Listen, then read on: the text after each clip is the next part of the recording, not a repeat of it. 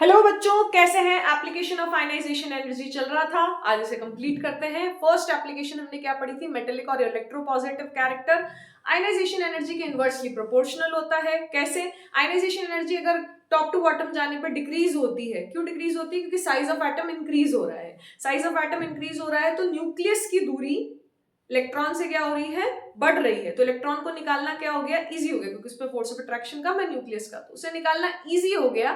तो क्या होगा? Ionization energy decreases from top to bottom. जब आयनाइजेशन एनर्जी डिक्रीज होगी तो क्या होगा? मेटेलिक कैरेक्टर बढ़ेगा, इलेक्ट्रोपॉजिटिव कैरेक्टर बढ़ेगा। तो lithium, sodium, potassium, rubidium, caesium में सीजियम का मेटेलिक कैरेक्टर सबसे ज्यादा है। क्लियर है? और अगर हम लेफ्ट टू राइट की बात करें तो सोडियम, मैग्नीशियम, एल्यूमिनियम में बात करें तो सोडियम का मेटेलिक कैरेक्टर सबसे ज्यादा है, इलेक्ट्रोपॉजिटिव कैरेक्टर सबसे ज्यादा है। Is it clear? क्योंकि लेफ्ट टू राइट जाने पे मेटेलिक कैरेक्टर डिक्रीज होता है क्योंकि आयनाइजेशन एनर्जी बढ़ती। क्लियर? With some irregularities. ठीक है, ये चीज समझ में आई। सेकंड, हमने रिड्यूसिंग प्रॉपर्टी पढ़ी। तो रिड्यूसिंग प्रॉपर्टी हमने किसमें पढ़ी? रिड्यूसिंग प्रॉपर्टी मेटल्स की, मतलब जो दूसरे को रिड्यूस करे और खुद क्या हो? ऑक्सीडाइज। लेकिन किस मीडियम में? एक्वस मीडियम में, एक्वस सॉल्यूशन में।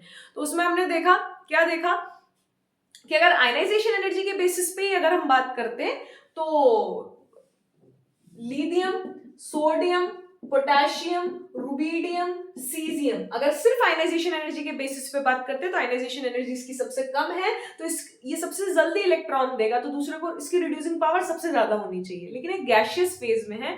अगर हम एक्वस सॉल्यूशन में बात करें तो एक्वस सॉल्यूशन में अदर फैक्टर्स भी रोल प्ले करेंगे आयनाइजेशन एनर्जी के अलावा, और वो कौन कौन से हैं? हाइड्रेशन एंथैल्पी है और सब्लिमेशन एनर्जी है। तो सब्लिमेशन एनर्जी तो ठीक है, लेकिन हाइड्रेशन एंथैल्पी सबसे ज्यादा किसकी होगी? लिथियम प्लस की। क्यों होगी हाइड्रेशन एनर्जी सबसे ज्यादा? Because of its charge density. इसका साइज सबसे छोटा है, तो चार्ज अपॉन साइज के बेसिस पे इसकी हाइड्रेशन एनर्जी सबसे ज्यादा। हाइड्रेशन एनर्जी सबसे ज्यादा तो इसकी रिड्यूसिंग पावर सबसे ज्यादा। तो ये रिड्यूसिंग पावर, रिड्यूसिंग एजेंट सबसे अच्छा कौन है? लिथियम है। ठीक है, थर्ड हम बात करते हैं।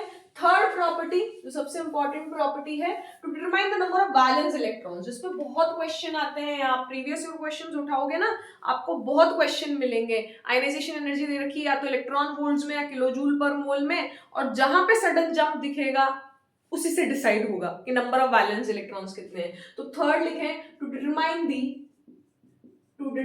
दी number of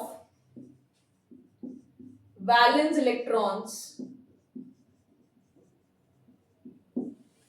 ठीक है, ऑक्सीडेशन स्टेट। ठीक है, to determine the number of valence electrons, या ऑक्सीडेशन स्टेट पता चल जाएगी। नंबर ऑफ वैलेंस इलेक्ट्रॉन्स पता होते ही ग्रुप नंबर पता चल जाएगा। ठीक है, एस एंड पी ब्लॉक का, S and P block elements का, based on successive ionization energies. Based on successive ionization energies. Is it clear? To determine the number of valence electrons, oxidation state, group number of S and P block elements based on successive ionization energies. Is it clear? समझ में आया? आगे बढ़ जाऊं तो हमें कैसे पता चलेगा? सपोज टू बी हमें एक एलिमेंट है, उसमें से हम एक एक करके इलेक्ट्रॉन निकाल रहे हैं। क्लियर? एक एक करके इलेक्ट्रॉन निकाल रहे हैं।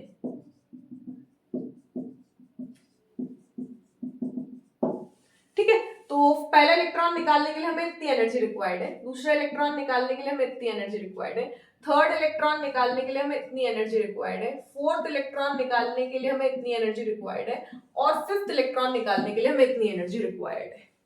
Is it clear? तो पहला इलेक्ट्रॉन निकालने के लिए हमें बहुत कम एनर्जी लग रही है, सेकंड इलेक्ट्रॉन निकालने के लिए भी हमें कम ही एनर्जी लग रही है, क्योंकि डिफरेंस बहुत कम है। Of course successive ionization energies are always increasing. हमेशा सेकंड इलेक्ट्रॉन निकालना डिफिकल्ट ही होगा किसी भी कैटायन से, क्योंकि उस पे न्यूक्लियर चार्ज बढ़ गया है वैलेंस इलेक्ट्रॉन पे। थर्ड में थर्ड आयनाइजेशन एनर्जी भी कंपेरेबल ही है, ज्यादा डिफरेंस नहीं है। फोर्थ भी कंपेरेबल ही है, ज्यादा डिफरेंस नहीं। लेकिन फिफ्थ, फोर्थ और फिफ्थ में 4 इलेक्ट्रॉन्स तक तो ठीक था, जब तक आपने 4 इलेक्ट्रॉन्स निकाले आयनाइजेशन एनर्जी कंपेरेबल थी। लेकिन जैसे आपने फिफ्थ इलेक्ट्रॉन निकाला तो आपकी आयनाइजेशन एनर्जी बहुत ज्यादा क्या हो गई? ज्यादा हो गई। जंप मिला एकदम से सक्सेसिव आयनाइजेशन एनर्जी में फिफ्थ आयनाइजेशन एनर्जी में। तो नंबर ऑफ वैलेंस इलेक्ट्रॉन्स कितने होंगे? नंबर ऑफ वैलेंस इलेक्ट्रॉन्स होंगे यहाँ पे 4। Is it clear? Number of valence electrons कितने होंगे? 4 होंगे। समझ में आया? और ऑक्सीडेशन स्टेट भी कितनी होगी यहाँ पे? 4 होगी, +4, 4 इलेक्ट्रॉन्स निकल जाएंगे। Is it clear? समझ में आया? ठीक है, तो नंबर ऑफ वैलेंस इलेक्ट्रॉन्स कितने निकलेंगे? 4, एंड ऑक्सीडेशन स्टेट कितनी होगी? +4। अगर हमें एग्जाम्पल ABCD ऑप्शन दिए जाते हैं, ये किस एलिमेंट के बारे में है, ये आयनाइजेशन एनर्जी का जो आपको डेटा दे रखा है किस एलिमेंट के लिए है? जैसे सपोज टू बी आपको दिया जाता कैल्शियम, आपको दिया जाता फ्लोरीन, आपको दिया जाता सिलिकॉन, आपको दिया जाता फॉस्फोरस, तो किसके शेल में 4 वैलेंस इलेक्ट्रॉन्स हैं एक्चुअली? क्योंकि 5th इलेक्ट्रॉन निकालने के लिए आपको बहुत ज्यादा एनर्जी रिक्वायर्ड है, तो डेफिनेटली वो 5th इलेक्ट्रॉन कहां से होगा? इनर्ट गैस इलेक्ट्रॉनिक कॉन्फिगरेशन से होगा। मतलब उसका जो इलेक्ट्रॉन है वो इनर्ट गैस कॉन्फिगरेशन से बिलोंग करता होगा, इनर शेल के। तो ये आंसर ये आएगा क्योंकि यही 14th ग्रुप एलिमेंट है। ठीक है, ये तो सेकंड ग्रुप है, ये 17th ग्रुप है, ये 15th ग्रुप है, 14th ग्रुप है। तो नंबर ऑफ वैलेंस इलेक्ट्रॉन्स कितने हैं? 4। नंबर ऑफ वैलेंस इलेक्ट्रॉन्स कितने आ गए? 4 वैलेंस इलेक्ट्रॉन्स किसमें होते हैं? S और P ब्लॉक में, क्योंकि हमें ग्रुप नंबर किसका हेडिंग में लिखा था? S and P block, group number of S and P block. तो ग्रुप नंबर किसका आ जाएगा? ग्रुप नंबर कितना हो जाएगा? 14, क्योंकि वहां पे NH2NP2 उससे आप डिसाइड करते हो ना, 10 plus number of S and number of P electrons, तो 14। तो 14th ग्रुप नंबर आ जाएगा। ग्रुप नंबर पता चल गया, ऑक्सीडेशन स्टेट पता चल गई, नंबर ऑफ वैलेंस इलेक्ट्रॉन्स पता चल गया। अगर ऑप्शन में आपको इस तरीके से दे रखा हो, एलिमेंट्स दे रखे हो, तो वो पता किया जा सकता है। अगर आपको नंबर ऑफ वैलेंस इलेक्ट्रॉन्स समझ आ गए हो, तो actually number of valence electrons कैसे आइडेंटिफाई हुए? Number of valence electrons is number of lower values of ionization energies। Lower values मतलब कंपेरेबल वैल्यूज, इंक्रीजिंग ऑर्डर में होंगी definitely successive ionization energy, but lower values before first highest jump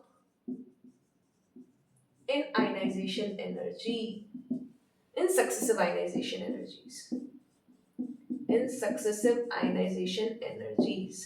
तो number of valence electrons is number of lower values of ionization energies, कि कितनी lower values है। देखा ना, 7, 14, 35 something और 45, तो ये सब लोअर वैल्यूज थी before first highest jump in ionization energy.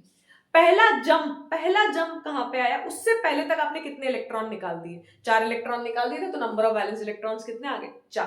तो अगर हम ग्रुप 1 एलिमेंट्स की बात करें, S ब्लॉक की अगर हम बात करें,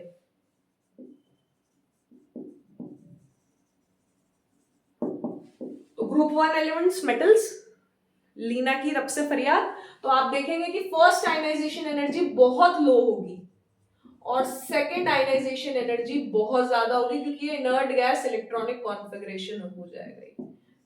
इनर्ट गैस इलेक्ट्रॉनिक कॉन्फ़िगरेशन। तो नंबर ऑफ वैलेंस इलेक्ट्रॉन्स कितने हो जाएंगे ग्रुप 1 एलिमेंट्स में? नंबर ऑफ वैलेंस इलेक्ट्रॉन्स कितने हो जाएंगे? 1।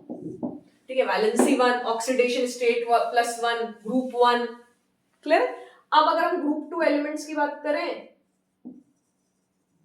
तो फर्स्ट और सेकेंड आयनाइजेशन एनर्जी कंपेरेबल होगी। फर्स्ट और सेकेंड आयनाइजेशन एनर्जी कंपेरेबल होगी, but ionization energy 3 is very high, क्योंकि ये इनर्ट गैस इलेक्ट्रॉनिक कॉन्फ़िगरेशन को अचीव कर चुकी है। जैसे मैग्नीशियम, पहले वाला एग्जांपल आप ले लीजिए, सोडियम। ठीक है, तो मैग्नीशियम में पहला electron 1s2 2s2 2p6 3s2, पहला इलेक्ट्रॉन निकला, दूसरा इलेक्ट्रॉन निकला, कंपेरेबल आयनाइजेशन एनर्जीज है, डेफिनेटली इससे तो ज्यादा होंगी, क्योंकि ग्रुप 1 से ग्रुप 2 लेफ्ट टू राइट जाने पर आयनाइजेशन एनर्जी इंक्रीजेस। तो आयनाइजेशन एनर्जी 1 से ज्यादा आयनाइजेशन एनर्जी 2 होगी, बट आयनाइजेशन एनर्जी 3 बहुत ज्यादा हाई होगी, क्योंकि वो इनर्ट गैस कॉन्फ़िगरेशन होगा। 1s2 2s2 2p6 3s2 3s2 निकालो तो 1s2 2s2 2p6 नियॉन हो गया ना, इनर्ट गैस कॉन्फ़िगरेशन, उससे इलेक्ट्रॉन निकालना तो काफी डिफिकल्ट होगा। Is it clear? समझ में आया? इसी तरीके से ग्रुप 13 एलिमेंट्स में बात करेंगे, नंबर ऑफ वैलेंस इलेक्ट्रॉन्स, इसमें नंबर ऑफ वैलेंस इलेक्ट्रॉन्स कितने हैं? 2। अगर ग्रुप 13 एलिमेंट्स की बात करेंगे, तो ionization energy 1, ionization energy 2, ionization energy 3 comparable है, बट आयनाइजेशन एनर्जी 4 बहुत ज्यादा होगी। एल्यूमिनियम 1:2:2, 2p6, 3:3p1, पहला इलेक्ट्रॉन निकाला, दूसरा, तीसरा, लेकिन यहाँ पे बहुत ज्यादा हाई मिलेगी आपको आयनाइजेशन एनर्जी। वही same inert gas electronic configuration, तो नंबर ऑफ वैलेंस इलेक्ट्रॉन्स यहाँ पे आपको कितने मिलेंगे? 3, और ग्रुप आपको कौन सा मिलेगा? 13, वो तो लिखा हुआ है। क्लियर है? ये चीज समझ में आई आप लोगों को? यहाँ तक समझ में आया होगा मेरे हिसाब से।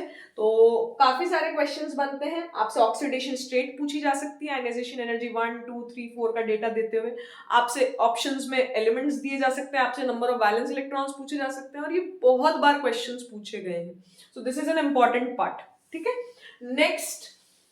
नेक्स्ट एप्लीकेशन है fourth.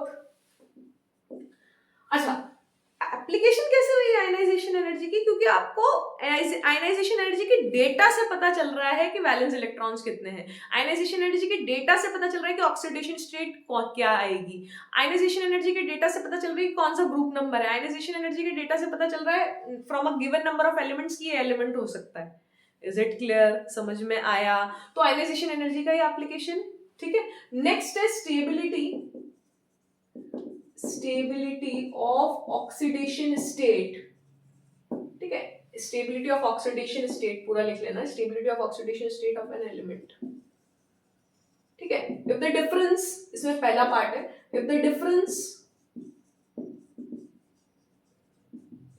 Between two successive ionization energies, दो सक्सेसिव, एक के बाद एक, पहला दूसरे में या दूसरे तीसरे में, तीसरे चौथे में लगातार, if the difference between two successive ionization energies is greater than और equal to 16 electron volt, then lower oxidation state is stable, then lower oxidation state stable होगी, then lower oxidation state is stable. ठीक है, if the difference between two successive ionization energies, जैसे Na के case की बात करते हैं, Na 1:2:2, 2p6 में नियॉन 3s1 लिख देती हूँ। ठीक है, 1:2:2, 2p6, 3s1, इसमें आपने पहला इलेक्ट्रॉन निकाला, और आप सोचो कि मैं दूसरा इलेक्ट्रॉन भी निकाल लूं 1:2:2, 2p6 से, तो आप देखेंगे there is a big difference.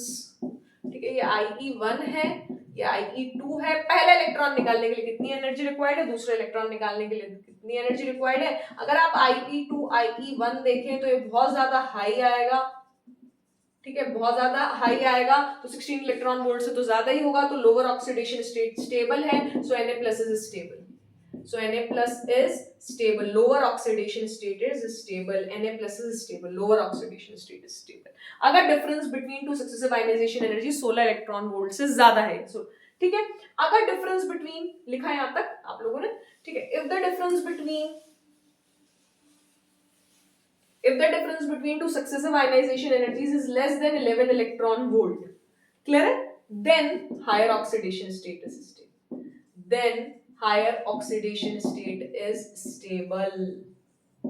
जैसे मैग्नीशियम है, मैग्नीशियम से मैग्नीशियम प्लस इलेक्ट्रॉन, और मैग्नीशियम प्लस से मैग्नीशियम 2+ इलेक्ट्रॉन। ठीक है, तो ये आयनाइजेशन एनर्जी 1, ये आयनाइजेशन एनर्जी 2, ये 1:2:2, 2p6, 3s2, ये नियॉन 3s1। ठीक है, नियॉन 3s1, ये नियॉन। क्लियर है? 1:2:2, 2p6, दो इलेक्ट्रॉन निकाल दिया आपने। डेफिनेटली अगर difference between two successive ionization energies, अगर यहाँ पे IE2 IE1 less than 11 electron volt है, then higher oxidation state Mg2+ is more stable, Mg2+ is more stable. Clear है? तो ये आयनाइजेशन एनर्जी का डेटा आपको पता है, तो आप बता सकते हो कौन सी ऑक्सीडेशन स्टेट स्टेबल है। D ब्लॉक में भी वैलिड है ये, S ब्लॉक, P ब्लॉक में भी वैलिड है। क्लियर है? समझ में आया आप लोगों को? आगे बढ़ जाए। I think it's quite clear. Mg2+ is more stable. Clear है? Then higher, less than 1. अगर डिफरेंस बिटवीन 11 से 16 का, then also lower oxidation state. Aluminium का एग्जांपल ले लेते हैं।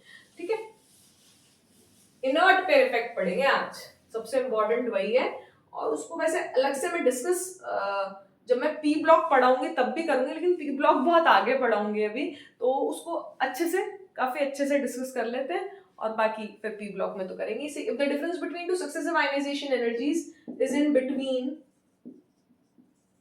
11 electron volt to change in ionization energy, change in ionization energy is 16 electron volt. If the difference between two successive ionization energies is in between 11 electron volt to 16 electron volt, then also lower oxidation state is stable.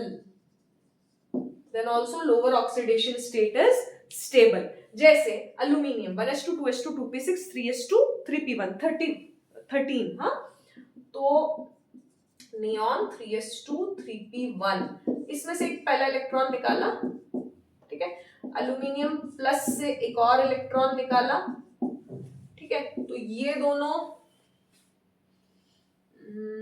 In between 11 electron volt to, तो ये difference आपका क्या आता है, definitely ये neon 3s2 है, ये neon 3s1 है, तो आप देखेंगे कि ये IE1 है, ये IE2 है, डेल्टा IE कितना आ जाएगा, IE2 माइनस IE1 कितना आ गया, कितना आ गया बेटा, डेफिनेटली इससे इलेक्ट्रॉन निकालना डिफिकल्ट है, तो ये डिफरेंस इसके बीच में आता है ना, ये डिफरेंस इसके बीच में आता है, ठीक है, तो लोअर ऑक्सीडेशन अल्यूमिनियम प्लस की स्टेबिलिटी अल्यूमिनियम 2 प्लस से ज्यादा है, स्टेबिलिटी की बात करें, डेफिनेटली आप देख भी रहे हो इलेक्ट्रॉनिक कॉन्फ़िगरेशन से कि ये 3s2 फुल फील्ड सबशेल पहुंच गया, उससे इलेक्ट्रॉन निकालना डिफिकल्ट है, तो यहाँ पे ज्यादा एनर्जी लगेगी, यहाँ पे कम एनर्जी लगेगी, तो डेफिनेटली ये अल्यूमिनियम प्लस ज्यादा स्टेबल है अल्यूमिनियम 2 प्लस से, क्लियर। और अगर एक बार अल्यूमिनियम 2 प्लस पहुंच गए तो अल्यूमिनियम 2 प्लस से अल्यूमिनियम 3 प्लस निकल जाएगा, तो ये आपका आ गया IE3, तो IE3 माइनस IE2 बहुत ही कम होता है, क्योंकि एक बार ये 3s1 पे पहुंच गया तो ये तो इनर्ट गैस पे जाना चाहेगा, नियॉन पे, इज इट क्लियर, नियॉन पे जाना चाहेगा, तो ये तो बहुत ही लेस है, very less, so aluminium 3 plus is stable, aluminium 3 plus is stable, aluminium 3 plus is stable, तो स्टेबिलिटी ऑर्डर अगर हम देखें बेटा, तो aluminium 3 plus is more stable then aluminium plus and which is more stable, क्योंकि इन दोनों में तो ज्यादा स्टेबिलिटी एल्यूमिनियम प्लस की, क्योंकि फुल फील्ड सबशेल था, उससे आपने इलेक्ट्रॉन निकाला है, तो ये तो डिफरेंस, ये ज्यादा स्टेबल है, लेकिन एक बार अगर इलेक्ट्रॉन निकल गया तो वो डेफिनेटली आगे जाना चाहेगा थोड़ी सी और एनर्जी देके aluminium 3 plus, is it clear. तो ये डेटा है, डेटा के बेसिस पे ऑक्सीडेशन स्टेट आप उसकी स्टेबिलिटी आप बता सकते हैं। नेक्स्ट आता है fifth application, inert pair effect, ठीक है, नेक्स्ट एप्लीकेशन आती है इनर्ट पेयर इफेक्ट।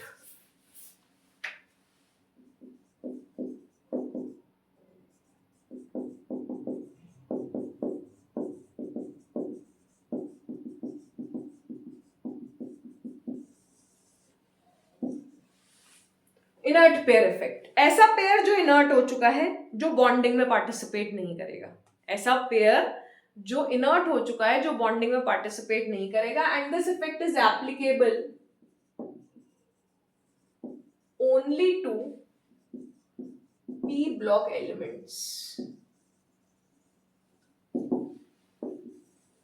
ठीक है, पहली बात तो ये, अब p ब्लॉक में भी किस में वैलिड है वो देखते हैं, क्या चीज है वो भी देखते हैं, इनर्ट कौन सा पेयर हुआ है वो भी देखते हैं, group 13, group 14, group 15, is it visible to you? Yes, it's visible. Yeah, it's visible very well. ठीक है, एक मिनट में मार्कर चेंज कर देती हूँ।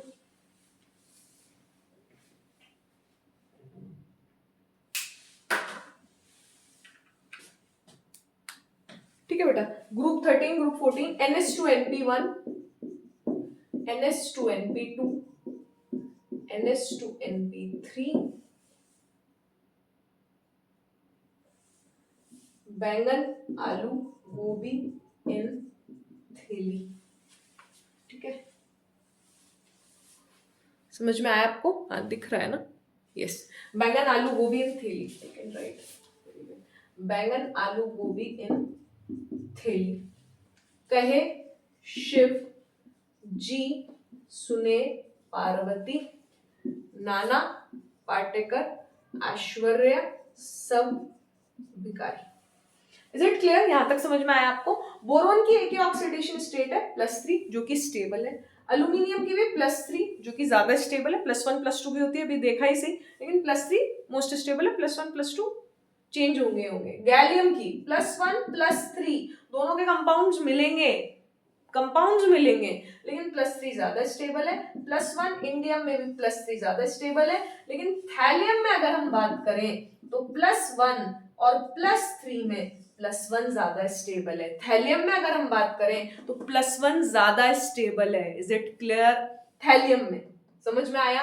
ग्रुप ऑक्सीडेशन स्टेट क्या है? ग्रुप नंबर जो 13 है उसमें ग्रुप ऑक्सीडेशन स्टेट क्या होगी? जो वैलेंस इलेक्ट्रॉन्स है वो तीनों निकल जाएंगे, 2 और 1 3, तो +3 +3 +1 +3 +1 +3 +1 +3, तो +3 स्टेबल है, गैलियम में +3 स्टेबल है, इंडियम में +3 स्टेबल है, इंडियम में +1 +3 दोनों के कंपाउंड्स मिलेंगे, थैलियम में +1 +3 दोनों के कंपाउंड्स मिलेंगे, लेकिन +1 ज्यादा स्टेबल है, तो +3 स्टेबल थी from moving top to bottom. क्या हुआ इन 13th 14th 15th ग्रुप? बस इन्हीं में, अभी बताती हूँ सिर्फ इन्हीं में क्यों। 13th 14th 15th ग्रुप में on moving top to bottom lower oxidation state becomes more stable. Group oxidation state क्या है? 3 G-2 becomes more stable, G-2 oxidation state becomes more stable और G oxidation state becomes less stable. G मतलब +3 becomes less stable, +3 -2 that is +1 becomes more stable. अब क्यों देखते हैं। इसी तरीके से ये इसमें कार्बन में +4, सिलिकॉन में +4 +2 होती है लेकिन वो ट्रांजिएंट स्टेट में होती है, तो +4 +2 +4 दोनों के कंपाउंड्स मिलेंगे, बट +4 +2 +4 दोनों के कंपाउंड्स मिलेंगे, +4 टिन में भी +2 +4 दोनों के कंपाउंड्स मिलेंगे, बट +2 इज मोर स्टेबल। गोला वाला इज मोर स्टेबल, हाँ गोला वाला इज मोर स्टेबल, गोला वाला इज मोर स्टेबल। इसी तरीके से ये +5 फॉस्फोरस में, अभी हम है ना इनर्ट पेयर इफेक्ट के पॉइंट से बात कर रहे हैं ना, तो फॉस्फोरस H3PO2 हाइपोफॉस्फोरस एसिड भी होता है, फॉस्फोरस भी होता है, तो +1 भी शो करता है, +3 भी शो करता है, ठीक है। रेंज ऑफ ऑक्सीडेशन स्टेट पे एक अलग से वीडियो बनेगा, ठीक है, तब आप ध्यान रखिएगा। लेकिन अभी हम इसकी हाईएस्ट ग्रुप ऑक्सीडेशन स्टेट की बात कर रहे हैं, जो कि हाईएस्ट ऑक्सीडेशन स्टेट है यहाँ पे, तो +5 है, +5 है। आर्सेनिक +3 +5 दोनों में मिलेगा, लेकिन +5 ज्यादा स्टेबल है, +5 ज्यादा स्टेबल है। एंटीमनी में आर्सेनिक एंटीमनी भी +3 +5 में ज्यादा स्टेबल है, एंड बिस्मथ वो +3 में ज्यादा स्टेबल है। क्लियर है? +3 में ज्यादा स्टेबल है। Is it clear? तो जी ग्रुप ऑक्सीडेशन स्टेट क्या है? यहाँ पे 3 है, यहाँ पे +4 है, यहाँ पे +5 है, लेकिन नीचे जाने पे +1 स्टेबल होती जा रही है, और लास्ट एलिमेंट ये सेकेंड ग्रुप है, सेकेंड पीरियड है, ये थर्ड पीरियड है, ये फोर्थ पीरियड है। इस फोर्थ पीरियड में कौन आया भाई? इस फोर्थ पीरियड में 3D इंट्रोड्यूस हो गया, ठीक है, इसमें 4D इंट्रोड्यूस हो गया, इसमें 5D और 4F इंट्रोड्यूस हो गया। क्लियर है? और जिनकी शील्डिंग क्या है? D और F इलेक्ट्रॉन्स में, D और F में अगर इलेक्ट्रॉन्स है तो उनकी शील्डिंग क्या होगी? पुअर। और पुअर शील्डिंग के बाद जस्ट बाद में ग्रुप 13 14 15 आ गया, और ग्रुप 13 14 15 पे जेड इफेक्टिव बहुत ज्यादा बढ़ जाएगा ग्रुप 13 14 15 पे, और ये NH2 इलेक्ट्रॉन्स इनर्ट हो जाएंगे। क्या कह रही हूं मैं? कि यहां से न्यूक्लियर चार्ज बढ़ रहा है, बढ़ रहा है, बढ़ रहा है, यहाँ पे डी के और एफ के इलेक्ट्रॉन्स हैं। ये इसको रिपेल अच्छे से नहीं कर पा रहे एनएस के इलेक्ट्रॉन्स को, तो क्या इस पे फोर्स ऑफ अट्रैक्शन बढ़ेगा? बिल्कुल बढ़ेगा। और फोर्स ऑफ अट्रैक्शन मतलब जेड इफेक्टिव बढ़ने की वजह से, जेड इफेक्टिव बढ़ने की वजह से क्या होगा बेटा? ये इलेक्ट्रॉन बॉन्डिंग में पार्टिसिपेट नहीं करेंगे। जो ये NS के 2 इलेक्ट्रॉन्स हैं, NS के 2 इलेक्ट्रॉन्स हैं, वो बॉन्डिंग में पार्टिसिपेट नहीं करेंगे। What do you mean by bonding, अभी आते हैं उस पे। लेकिन D और F में इलेक्ट्रॉन्स होने चाहिए। तो D कहां से इंट्रोड्यूस होता है, 4th पीरियड से। तो इनर्ट पेयर इफेक्ट कहां से इफेक्टिव है, 4th पीरियड से। और F कहां पे इंट्रोड्यूस हुआ, 6th पीरियड में। तो 6th पीरियड में ही लोअर ऑक्सीडेशन स्टेट ज्यादा स्टेबल है। 6th पीरियड में ही लोअर ऑक्सीडेशन स्टेट ज्यादा स्टेबल है। 6th पीरियड में ही लोअर ऑक्सीडेशन स्टेट ज्यादा स्टेबल है। यहां तक ग्रुप ऑक्सीडेशन स्टेट ज्यादा स्टेबल थी, ये, लेकिन यहाँ पे ये स्टेबल, यहाँ पे ये, लेकिन यहाँ पे ज्यादा स्टेबल, यहाँ पे ये, लेकिन यहाँ पे G-2 ज्यादा स्टेबल है। लोअर ऑक्सीडेशन स्टेट, क्यों? क्योंकि due to inertness of NS electrons towards bonding. Actually क्या होता है, देखिए,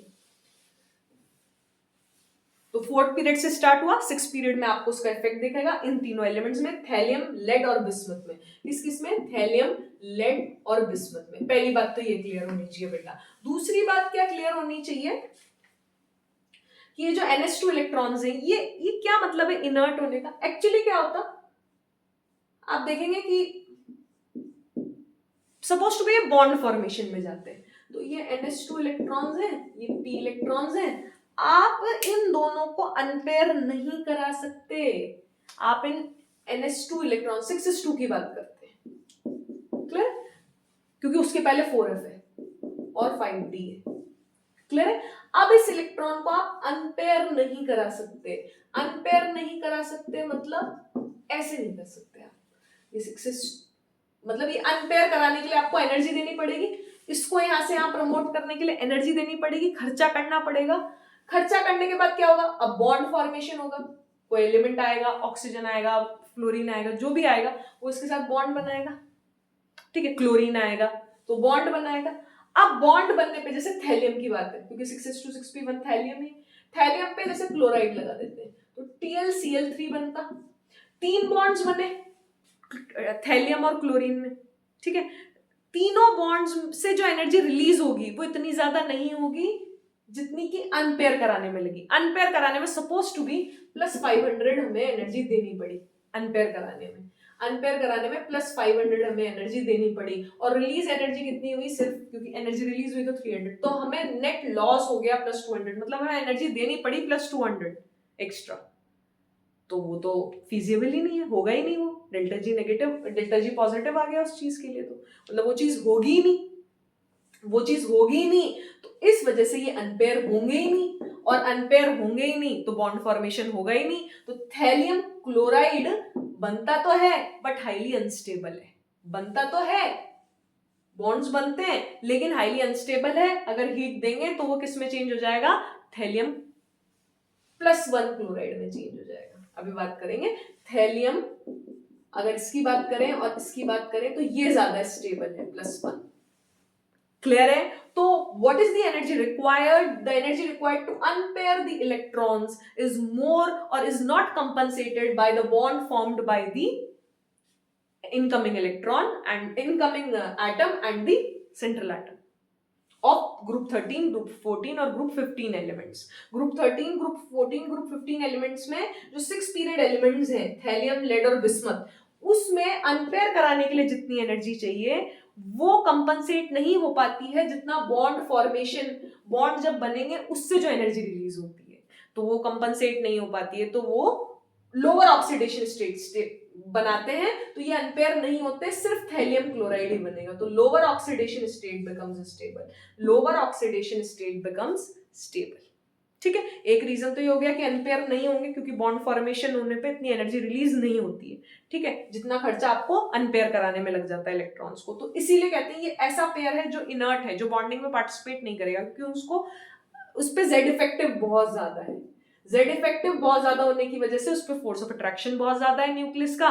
तो उसको अनपेयर कराने के लिए, क्योंकि अनपेयर कराते ही बॉन्ड्स बन जाएंगे, बॉन्ड्स बनने के लिए एनर्जी जो रिलीज होगी वो क्या होगी, कम होगी। पहला रीजन। दूसरा एक तरीके से और समझ सकते हैं कि सपोज टू बी हमने तीनों इलेक्ट्रॉन निकाल दिए, वैसे B+3 कभी बनता नहीं है, ठीक है, बोरोन +3, लेकिन हमने जबरदस्ती निकाल दिए, तो हम या तो लैटिस बनाएंगे या अकेला उड़ेगा थोड़ी B+3, ये किसी एनायन के साथ मिलके लैटिस बनाएगा, आयनिक लैटिस, ठीक है। या फिर पानी में डालोगे, एक्वस सॉल्यूशन में बात करोगे तो हाइड्रेशन एंथैल्पी, कैटायन एनायन पानी से सराउंड हो जाते हैं। तो जितनी एनर्जी रिक्वायर्ड है इलेक्ट्रॉन्स को निकालने के लिए, जितनी एनर्जी रिक्वायर्ड है इलेक्ट्रॉन्स को निकालने के लिए वो ज्यादा है, मतलब the sum of ionisation energy 1 2 3, यहाँ पे 3 है ना इलेक्ट्रॉन्स, 3 इलेक्ट्रॉन्स निकलेंगे, तो तीनों इलेक्ट्रॉन्स को निकालने के लिए जितनी आयनाइजेशन एनर्जी रिक्वायर्ड है वो ज्यादा है, देन कंपनसेट नहीं हो पाएगी, देन लैटिस एनर्जी। जो लैटिस एनर्जी क्या होती है, क्यू चार्ज, वैसे पढ़ेंगे लैटिस एनर्जी और हाइड्रेशन एंथैल्पी बहुत अच्छे से, बट लैटिस एनर्जी होती क्या है, charge on cation into charge of anion upon radius of cation plus radius of anion. तो आप देखेंगे कि चार्ज ऑन कैटायन बढ़ेगा तो लैटिस एनर्जी बढ़ेगी, नो डाउट, +3, लेकिन वो कंपनसेट नहीं हो पाएगी, किससे, आयनाइजेशन एनर्जी से। आयनाइजेशन एनर्जी ज्यादा हो गई, क्लियर है। उन 3 इलेक्ट्रॉन को निकालना बहुत भारी काम है थैलियम में, लैटिस एनर्जी भी बढ़ रही है लेकिन आयनाइजेशन एनर्जी के बराबर नहीं है, ठीक है। तो लैटिस एनर्जी कंपनसेट नहीं कर पाएगी जितनी रिलीज होगी, ठीक है, जितनी की आयनाइजेशन एनर्जी लग जाएगी। Is it clear, is it clear. Ionisation energy 3 electron को निकालने में, थैलियम +3 बनाने में जितनी एनर्जी रिक्वायर्ड है उतनी लैटिस एनर्जी रिलीज नहीं हो पाएगी जब ये थैलियम, इसका कोई आयनिक कंपाउंड सोच लो, थैलियम फ्लोराइड सोच लो, तो वो जब बनेगा तब इतनी एनर्जी रिलीज नहीं हो पाएगी। इज इट क्लियर, समझ में आया, क्लियर है। तो ये चीज तो ये हुई कि इसमें +1 स्टेबल है, इसमें +2 स्टेबल है, इसमें +3 स्टेबल है, पहली बात। दूसरी बात, ये ग्रुप 13, ग्रुप 14, ग्रुप 15 में क्यों वैलिड है, क्योंकि 16 17 में जितने भी एलिमेंट्स हैं वो हमेशा इलेक्ट्रॉन गेन करना चाहेंगे, जैसे ओल्ड स्टाइल से टीपो, ठीक है। पोलोनियम में होता है नट पेयर इफेक्ट, लेकिन उसकी बात नहीं करते क्योंकि रेडियो एक्टिव होता है। तो अगर ऑक्सीजन, सल्फर, सेलेनियम, टेलुरियम की बात करेंगे तो उनकी तो इलेक्ट्रॉन गेनिंग टेंडेंसी ज्यादा है क्योंकि उनकी इलेक्ट्रॉन नेगेटिविटी ज्यादा है, क्लियर है। और दूसरा, एक और तरीके से सोच सकते हैं, अभी तक एक इलेक्ट्रॉन फिल हुआ था, ठीक है, एनपी में इलेक्ट्रॉन्स बढ़ते जा रहे हैं, np3 np4 np5, क्या शील्डिंग भी बढ़ती जाएगी, क्या वो कंपनसेट कर देगी अंदर वाले डी और एफ इलेक्ट्रॉन्स की शील्डिंग को, क्लियर है। तो जब वो कंपनसेट कर देगी अंदर वाले इलेक्ट्रॉन्स की, इनकी शील्डिंग पुअर थी, पी के इलेक्ट्रॉन्स की शील्डिंग अच्छी है, तो क्या अच्छी शील्डिंग पुअर शील्डिंग को कंपनसेट कर देगी अगर पी में इलेक्ट्रॉन्स बढ़ जाएंगे तो, अगर पी में इलेक्ट्रॉन्स बढ़ते चले जाएंगे तो क्या पी की शील्डिंग, पी के इलेक्ट्रॉन्स की शील्डिंग कंपनसेट कर देगी पुअर शील्डिंग को, हाँ कर देगी। इसलिए सिर्फ 13 14 15 ग्रुप में ही नट पेयर इफेक्ट दिखता है और थैलियम, लेड और बिस्मथ में ही नट पेयर इफेक्ट दिखता है, क्लियर है। और थैलियम की +1 स्टेबल है, लेड की +2 स्टेबल है, बिस्मथ की +3 स्टेबल है। इज इट क्लियर, समझ में आया, समझ में आया यहाँ तक। तो जैसे कुछ एग्जाम्पल्स लेते हैं,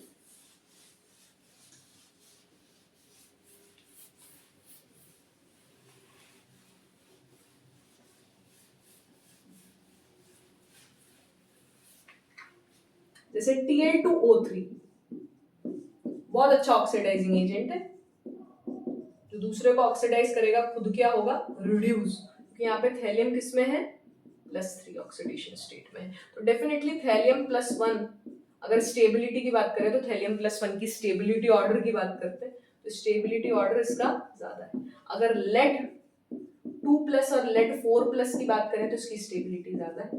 टिन 2+ और टिन 4+ की बात करें तो टिन 4+ की स्टेबिलिटी ज्यादा है। अगर लेड 2+ और टिन 2+ की बात करें तो नीचे जाने पे लोअर ऑक्सीडेशन स्टेट स्टेबल होती है, तो लेड 2+ ज्यादा स्टेबल है।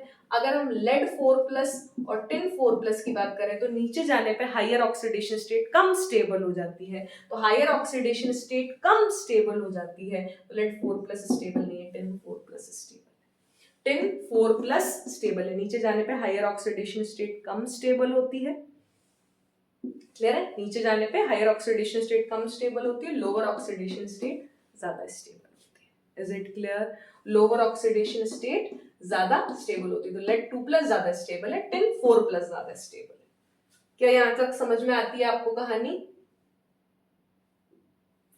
ठीक है, यहां तक समझ में आती है। एक और ऑर्डर लिखे, करेक्ट ऑर्डर ऑफ स्टेबिलिटी का। Correct order of stability of metal cation is गोबी इन थैली। क्या ये सही है? ठीक है, नेक्स्ट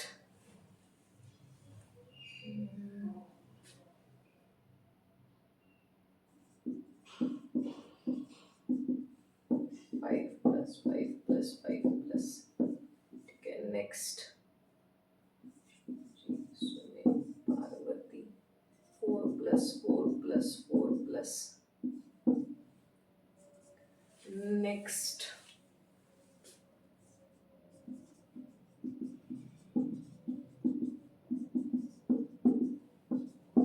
बताएं नीचे जाने पे क्या होगा भाई? Just a minute please. हाँ जी, नीचे जाने पे क्या होगा? पहला वाला ऑर्डर देखें, नीचे जाने पे क्या होगा? लोअर ऑक्सीडेशन स्टेट स्टेबल, बिल्कुल सही है। नीचे जाने पे बैंगन आलू गोभी इन थैली, नीचे जाने पे लोअर ऑक्सीडेशन स्टेट स्टेबल होगी, तो बिल्कुल लोअर ऑक्सीडेशन स्टेट स्टेबल होगी, कोई दिक्कत ही नहीं। लोअर ऑक्सीडेशन स्टेट आपको स्टेबल मिलेगी। नीचे जाने पे लोअर ऑक्सीडेशन, नाना पाटेकर ऐश्वर्या सब्यकर, नीचे जाने पे लोअर ऑक्सीडेशन स्टेट स्टेबल मिलेगी। अगर मैं ऐसा लिखती तो बिल्कुल सही होता, और अगर मैं ऐसा लिखती तो भी सही होता, तो भी सही होता। ऊपर जाने पे हायर ऑक्सीडेशन स्टेट, नीचे जाने पे लोअर, तो नीचे जाने पे लोअर, तो नीचे जाने पे लोअर, तो ये गलत हो गया। ये दोनों सही है, ऊपर जाने पे हायर, नीचे जाने पे लोअर, ये तो गलत है। नाना पाटेकर ऐश्वर्या सब्यकारी में क्लियर। नीचे जाने पे हायर ऑक्सीडेशन स्टेट स्टेबल नहीं है, नीचे जाने पे हायर ऑक्सीडेशन स्टेट स्टेबल है नहीं। अगर ये ऑर्डर ये होता, कहे शिवजी सुने पार्वती, ठीक है, तो ये बिल्कुल सही होता। नीचे जाने पे लोअर ऑक्सीडेशन स्टेट स्टेबल है, नीचे जाने पे लोअर ऑक्सीडेशन स्टेट स्टेबल है, नीचे जाने पे +2 +2 +2, नीचे जाने पे लोअर ऑक्सीडेशन स्टेट स्टेबल है। Is it clear? नीचे जाने पे +2 स्टेबल है, ऊपर आने पे 4+ स्टेबल है, तो ये भी गलत हो गया। और इसकी अगर हम बात करें बैंगन आलू गोभी इन थैली, तो नीचे जाने पे +1 स्टेबल था, तो ऊपर आने पर क्या होगा? +3 स्टेबल होगा, तो +3 ये ज्यादा स्टेबल, ये ज्यादा स्टेबल, ये ज्यादा स्टेबल, तो ये भी बिल्कुल सही है। तो एक फर्स्ट सही है और लास्ट सही है, बीच के दोनों गलत है, ठीक है। तो ऊपर आने पे +3 +3 +3 ज्यादा स्टेबल। Is it clear? इस तरीके से आप कर सकते हैं। नेक्स्ट देखें,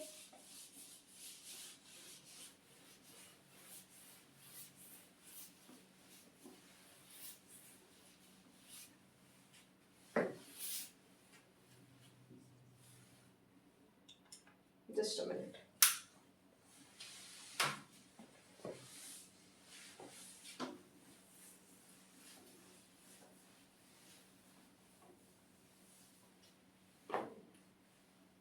नेक्स्ट हम देखें अगर, तो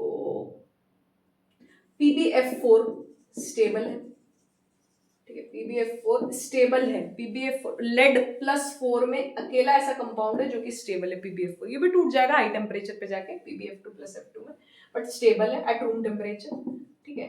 PbCl4 स्टेबल है, बट थोड़ा बहुत डिकम्पोज होता रहता है रूम टेम्परेचर पे भी, और अगर हम 50 डिग्री सेल्सियस अराउंड दें तो ये PbCl2 + Cl2 में चेंज हो जाता है। इवन रूम टेम्परेचर पे भी डिकम्पोज होता है थोड़ा, ठीक है। तो PbCl4 अनस्टेबल है, और PbBr4 and PbI4 do not exist. PbBr4 and PbI4 do not exist. exist ही नहीं करते। क्यों नहीं करते? देखिए, Pb+4 स्ट्रॉन्ग ऑक्सीडाइजिंग एजेंट, जो दूसरे को ऑक्सीडाइज करेगा खुद रिड्यूस होगा, क्योंकि इसकी जो स्टेबल ऑक्सीडेशन स्टेट है वो +2 है। क्लियर है? समझ में आया? तो स्ट्रॉन्ग ऑक्सीडाइजिंग एजेंट है। और F- Cl- Br- I- में रिड्यूसिंग एजेंट कौन है ज्यादा? रिड्यूसिंग एजेंट कौन है सबसे अच्छा? I-। रिड्यूसिंग एजेंट सबसे अच्छा कौन है? I-। Is it clear? I- सबसे अच्छा रिड्यूसिंग एजेंट है, तो I- मिल गया। PbI4 में देखें, PbI4 में Pb+4, ये I माइनस स्ट्रॉन्ग रिडक्टेंट, ये स्ट्रॉन्ग ऑक्सीडेंट क्या करेगा, इसको रिड्यूस कर देगा और किसमें चेंज कर देगा, Pb+2 में, और ये I2 में चला जाएगा। Is it clear? ये I2 में चला जाएगा और ये Pb+2 में चेंज हो जाएगा। Is it clear? तो ये रूम टेम्परेचर पे ही हो जाता है, मतलब बनता ही नहीं है PbI4, एग्जिस्ट ही नहीं करता है, क्योंकि I माइनस बहुत स्ट्रॉन्ग रिडक्टेंट है, I माइनस बहुत स्ट्रॉन्ग रिडक्टेंट है, Br माइनस भी अच्छा रिडक्टेंट है, और Pb+4 स्ट्रॉन्ग ऑक्सीडाइजिंग एजेंट है, तो ये दोनों एग्जिस्ट ही नहीं करते हैं। Is it clear? Next PbO2 की बात करते हैं। PbO2 भी बहुत अच्छा ऑक्सीडाइजिंग एजेंट है, PbO2 भी बहुत अच्छा स्ट्रॉन्ग ऑक्सीडाइजिंग एजेंट है, और 500 डिग्री पे PbO प्लस नेसेंट ऑक्सीजन में टूट जाता है। ये +4 है यहाँ पे, ये +2 है, ये -2 है, ये 0 है, ये रिड्यूस हो गया, ये ऑक्सीडाइज हो गया, +4 से +2 रिड्यूस हो गया, 0 ऑक्सीडाइज हो गया। ठीक है, नेक्स्ट, ठीक है आगे बढ़ जाए।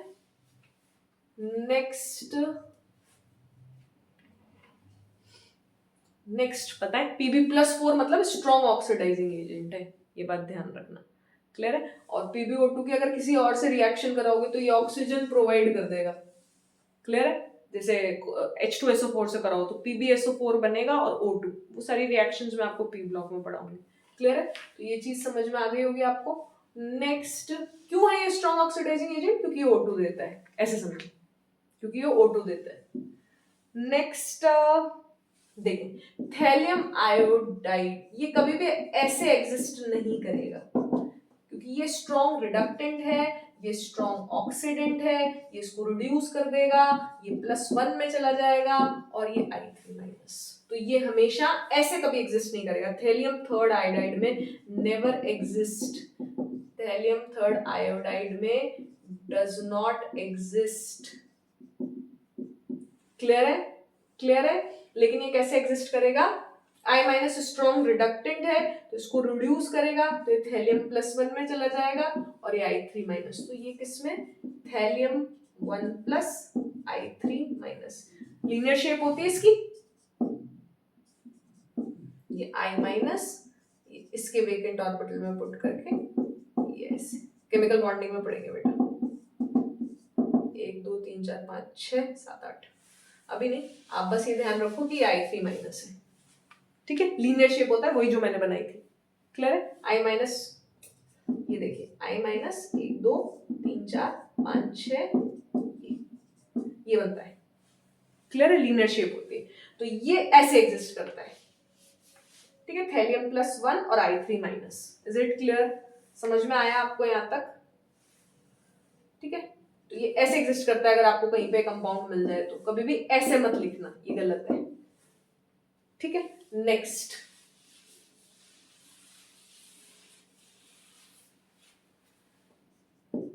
सोडियम बिस्मथेट, ये भी बहुत अच्छा स्ट्रॉन्ग ऑक्सीडाइजिंग एजेंट है, यहाँ पे Na+ है, ये है, तो X- 6 = ये बिस्मथ +5 में है, तो ये चेंज हो जाएगा, स्ट्रॉन्ग ऑक्सीड जो दूसरे को ऑक्सीडाइज करे, खुद क्या हो, रिड्यूस, तो ये बिस्मथ 3+ में चला जाएगा, किसमें चला जाएगा, बिस्मथ 3+ में चला जाएगा, क्लियर। नेक्स्ट, यहां तक समझ में आया होगा आपको, आई होप सो। देन चलिए एक चीज पढ़ते हैं, SnCl2, ये स्ट्रॉन्ग रिड्यूसिंग एजेंट है, क्योंकि ये मैंने शॉर्ट में भी पढ़ाया है, क्योंकि ये +2 है यहाँ पे, और टिन में +4 ज्यादा स्टेबल है, तो अगर आप इसकी रिएक्शन HgCl2 से करवाते हैं तो सॉल्युबल है, लेकिन ये +2 में है, ये इसको रिड्यूस कर देगा Hg2Cl2 में, जिसे कैलोमल कहते हैं, इसका व्हाइट PPT बनता है,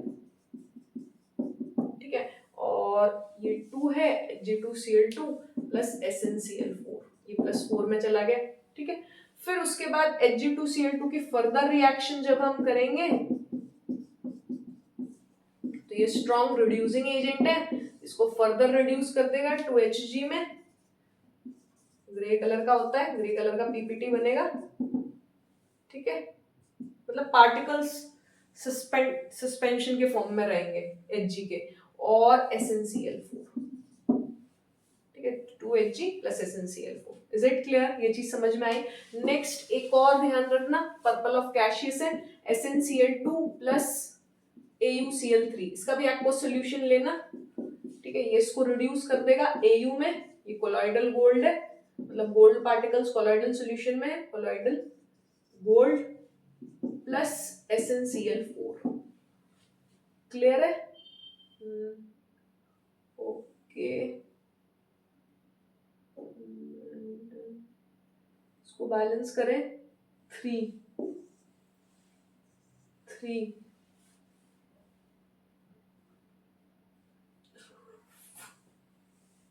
3 2 6 6 3 4 12। क्लियर? ठीक है, एन फैक्टर को क्रॉस मल्टीप्लाई किया मैंने, बस और कुछ नहीं किया। तो 2Au ये हो गया होगा, वो पढ़ेंगे, वो भी पढ़ेंगे, डोंट वरी। तो 2Au, अभी आप बैलेंस रिएक्शन लिख लें बस। 3 4 12, 3 2 6, 3 2 6, 2Au, ठीक है। ये जो कोलॉइडल गोल्ड है, अच्छा एक्वस सॉल्यूशन है AuCl3 का, तो ये जो SnCl4 बना, ये +2 से जो +4 में गया, क्योंकि ये स्ट्रॉन्ग रिड्यूसिंग एजेंट है, तो ये जो SnCl4 पानी में SnOH4 स्टेनिक एसिड बना लेगा। क्लियर? स्टेनिक एसिड बना लेगा, समझ में आया? तो ये 4 + 4 HCl, और ये जो स्टेनिक एसिड में कोलॉइडल गोल्ड जो है, मतलब कोलॉइडल सॉल्यूशन है उसका, गोल्ड का, ये एब्जॉर्ब हो जाता है ऑन स्टेनिक एसिड, ठीक है, और कलर बनाता है purple colour and form purple colour. Clear? और discovered by Cassius. Clear? Cassius. Just a minute please.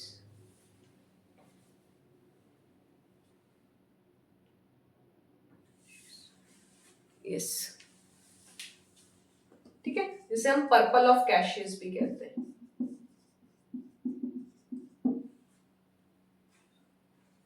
Purple of Cassius. Clear? Cassius scientist थे, उन्होंने डिस्कवर किया था, इसलिए पर्पल ऑफ कैशियस कहते हैं। तो ये जो कलर बनेगा इन दोनों के कॉम्बिनेशन से, इसे पर्पल कलर, और ये किस लिए काम आता है पर्पल ऑफ कैशियस? जैसे कोई भी ग्लास हुआ, उस पर कलरिंग करने में, कोई भी पोट्री हुई, मिट्टी के बर्तन हुए, उसे कलरिंग करने में काम आता है purple of Cassius. Is it clear? तो ये आपका इनर्ट पेयर इफेक्ट यहाँ खत्म होता है। क्लियर है? जैसे सपोज टू बी